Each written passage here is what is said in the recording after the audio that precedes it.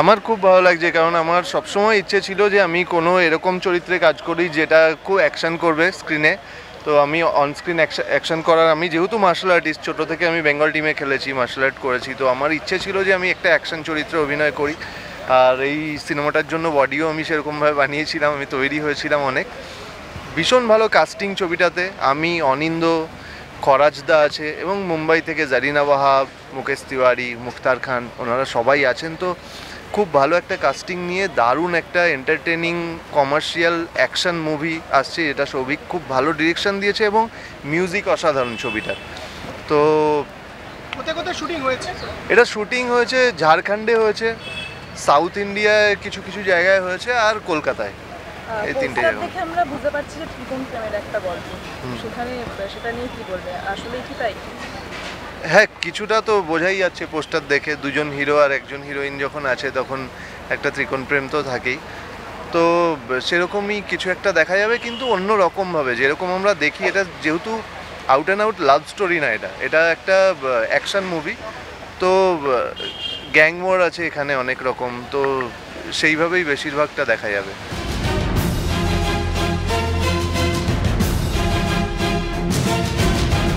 Definitely খুব ভালো লাগছে, এরকম আজকে একটা আমাদের ছবির পোস্টার লঞ্চ, সো আমার খুব ভালো লাগছে। আর ব্রহ্মা অর্জুন, এই ছবিটা আমার খুব কাছের লোকজন কাজ করেছে, আমার বন্ধুরা কাজ করেছে।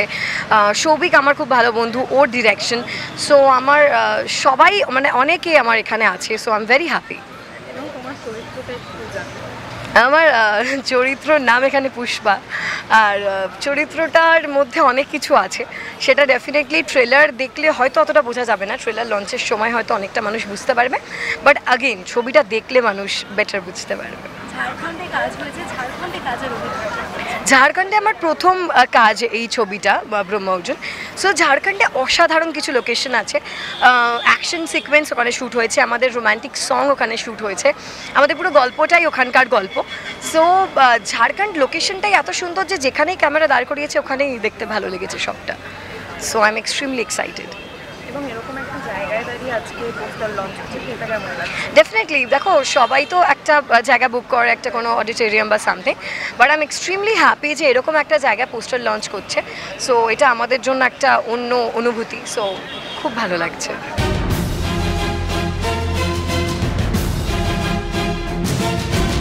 নতুনভাবে নতুন রূপে বারবার দেখা দেওয়াই তো হচ্ছে তোমার যে কোনো অভিনেতার আইডিয়াল সিচুয়েশন। তো আমি থ্যাঙ্কফুল আমার ক্যারিয়ারে যে আমি বিভিন্ন রূপে ধরা দেওয়ার সুযোগ পাচ্ছি। আমি কতটা সেটা জাস্টিস করতে পারছি সেটা আমি জানি না। Hopefully things are working out well, fingers crossed, এখনও পর্যন্ত তাই মনে হচ্ছে। তো এইটা আবার একটা অন্য ধরনের action genre is something which I always wanted to do. আমি সমস্ত ধরনের, আমি বারবার যেটা বলি, করতে চাই কাজ, এটা চেষ্টা করেছি। জানি না, I haven't even watch the trailer, আমি এখনও পর্যন্ত দেখিনি। I haven't watch the film yet. Shooting করেছি, ডাবিং করেছি, hoping that Souvik has done a good job. আর তার সাথে আমার বন্ধু রোহন, কো অ্যাক্টরও, কলিগও, এবং ওর সাথে সেকেন্ড টাইমে এই নিয়ে কাজ করছি আমি। সো প্রিয়াঙ্কাও রয়েছে এটাতে। So hoping for the best. আমার নিজে যেই পোস্টারে, unless it's an out of the world poster এরকম কিছু হয়েছে, তাছাড়া নিজে থাকলে স্বাভাবিকভাবেই একটু বেশি বোরিং লাগে। নিজেকে কত দেখবো সারাক্ষণ, ইট ইজ আ প্রফেশন। যখন সারাক্ষণ আয়নাতে নিজেকে দেখে চুল ঠিক করবো, এই করবো, এই করবো, ব্যায়াম করবো, তারপরে আবার নিজেকে দেখার নিজের অবজেক্টিভিটিটা না চলে যায়, তো becomes boring after certain point of time. যদি তোমার ভালো লাগছে পোস্টারটা, তাহলে ব্যাস, ওয়ার্কস ফর মি।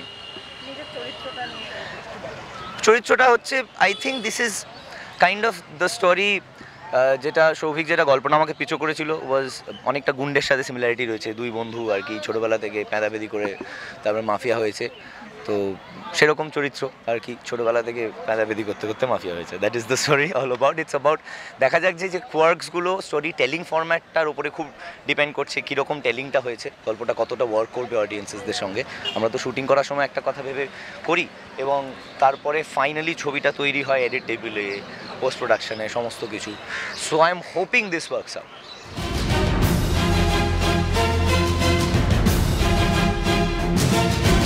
দেখো, এটা তো অ্যাকশন ওরিয়েন্টেড ছবি। আমরা বাংলায় এখন অ্যাকশন ওরিয়েন্টেড ছবি আস্তে আস্তে কমেছে, আবার এখন থেকে অনেক দিন হয়েছে, মানে এই বছর থেকে বেশ খানিক ছবি শুরু হয়েছে যে অ্যাকশন করা, অ্যাকশন ওরিয়েন্টেড। তো সেক্ষেত্রে আমার ভাবনা ছিল, আমি যেহেতু বাংলার অ্যাকশন ছবি থেকে বড় হওয়া, প্রায় 10 বছর ওই ছবির ঘরানাটা আস্তে আস্তে লগ্নি হয়েছিল, কম হয়ে গেছিলো। তো সেই ক্ষেত্রে আমার ভাবনা যে না, আমি এতদিন বিগত 4টে ছবি বানিয়েছিলাম আগে, সেই 4টে ছবি আর্ট ওরিয়েন্টেড, যে বাজেট ছিল সেটা রিকভারি হলেও সেই মানুষ হলমুখী হচ্ছে না। তো আমার মনে হচ্ছে যে কমার্শিয়াল ছাড়া উপায়টা খুব কম, মানে অ্যাকশন কমার্শিয়াল ছাড়া, কমার্স তো সব সিনেমাই থাকবে, তো সেক্ষেত্রে অ্যাকশন ছবিটা প্রচুর প্রয়োজন। তো আমার মনে হচ্ছে দেখা যাক, নতুন হিরোর প্রয়োজন বাংলা ইন্ডাস্ট্রিতে, তাই 2 নতুন হিরোকে আমার মতন করে আমি অ্যাকোমোডেট করেছি, দেখা যাক। নিজের ছোটবেলার ভাবনাটাকে হয়তো আবার নতুন করে আর কি ভাবিয়ে তোলা এবং নতুন করে জন্ম দেওয়া। হ্যাঁ, মানে আমার ভাবনাটা দেখো, আমি চেয়েছিলাম যে একটা অ্যাকশন বানাবো, আরও বড় ছবি বানাবো। লগ্নিটা তো, টাকাটা না থাকলে তো বাংলার ছবির প্রতি, বাংলার টাকাটা খুব কমে গেছিলো। একটা বড় ছবি বানাতে গেলে বললাম আর বানানো তো হয়ে যায় না, তার জন্য সময়, তার জন্য ডে, তার জন্য টেকনিশিয়ান কস্ট, তার জন্য এডিটের খরচ, তার জন্য আর্টিস্ট খরচ, তাকে পাবলিসিটি, প্রমোশন, তোমরা আসছো প্রত্যেক, এই যে জার্নিটা, এই জার্নিটার একটা বিশাল খরচ আছে। সেই খরচটা যতক্ষণ না প্রডিউসার সেই বাংলার প্রতি মুখী হচ্ছিল, ততক্ষণ আমরা এগোতে পারছিলাম না। কিন্তু আমি চেষ্টা করেছি একটা প্রডিউসার তাকে আনার, এবং এই ছবিটা বেসিক্যালি, এই ছবিটা যেখানে শ্যুট হয়েছে সেখানকার মানুষ একজন এসে ছবিটাকে রিলিজ করাচ্ছে।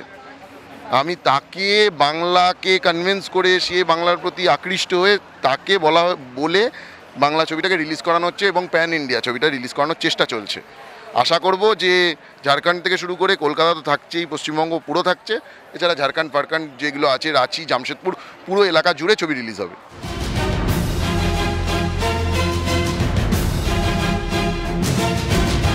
টলিউড ফোকাস কলকাতা চ্যানেলটি আপনাদের ভালো লেগে থাকলে লাইক করুন, সাবস্ক্রাইব করুন এবং আপনাদের পছন্দের ভিডিওটি অবশ্যই শেয়ার করুন।